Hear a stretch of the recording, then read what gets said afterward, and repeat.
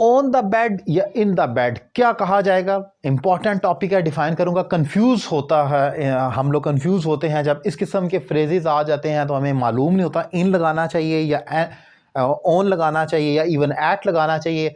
तो इसी पॉइंट को टेक्निकली डिफाइन करूंगा। थोड़ा सा डिफरेंस है जो कि बड़ा इंपॉर्टेंट है जानना।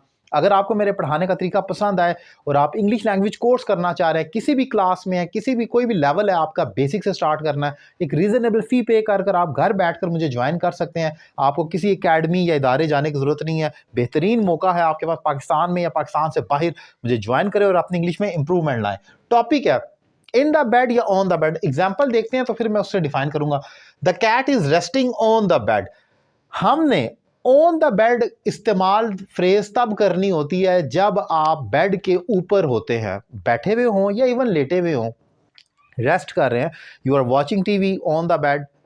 तो वाइल टेकिंग या while laying on the bed, आप टीवी देखते हैं बेड पर लेटे हुए, तो ऑन द बेड कहा जाएगा। ऑन द बेड का मतलब है कि बेड के ऊपर आप सरफेस, किसी सरफेस के ऊपर होते हैं, यानी कि ऑब्वियसली जो आपका बेड है, जो आपका फोम है, आप उसके ऊपर अगर लेटे हुए हैं या बैठे हुए भी हैं, even you are sitting on the bed भी हो सकता है कि आप बेड के ऊपर बैठे हुए हैं। लेकिन जरा दूसरी एग्जांपल देखें, he slept in the bed.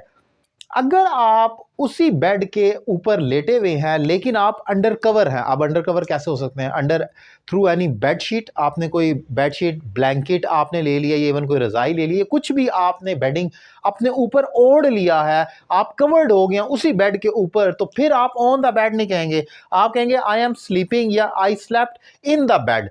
In the bed जब आप बोलेंगे तो आपको आगे ये लगाने की जरूरत नहीं है कि आप सिर्फ इसी तरह बैठे या लेटे नहीं थे बल्कि कवर्ड थे। ये अंडरस्टूड स्टेटमेंट है कि इन द बेड का मीनिंग ये लिया जाएगा कि आप उस बेड के अंदर लेटे हुए थे और कवर्ड है। आपने रजाई ली थी, ब्लैंकेट लिया था, बेडशीट वगैरह वगैरह, कोई भी चीज जिससे आपने कवर्ड किया अपने आप को, तो फिर इन द बेड कहा जाएगा, वहां पर ऑन द बेड नहीं कहा जाएगा। ऑन सिर्फ तब इस्तेमाल होगा जब आप सिंपली बेड के ऊपर बैठे हुए हैं या इवन आपने कोई चीज भी रख दी है तो वो ऑन द बेड है। आई प्लेस्ड या I put my cell phone on the bed, मतलब मैंने बेड के ऊपर रख दिया, तो वो इन नहीं हो सकता। इन सिर्फ एक ही सूरत में, और वो आमतौर पर इंसानों के लिए होगा, चीज़ों के लिए इन हो ही नहीं सकता कि उनको कवर्ड करके बेड पे रखा जाए। हम जब बेड पर लेटते हैं और ख़ुद को कवर्ड करते हैं सर्दियों में या वैसे भी, तो वो इन वहाँ पर कहा जाएगा। तो ये एक इंपॉर्टेंट टॉपिक और डिफरेंस है, देखने में सेम लगता है लेकिन डिफरेंस है, इसको समझना अहम है क्योंकि ये टेक्निकल पॉइंट्स होते हैं जिसमें आप कंफ्यूज होते हैं। उसको मैंने डिफाइन किया।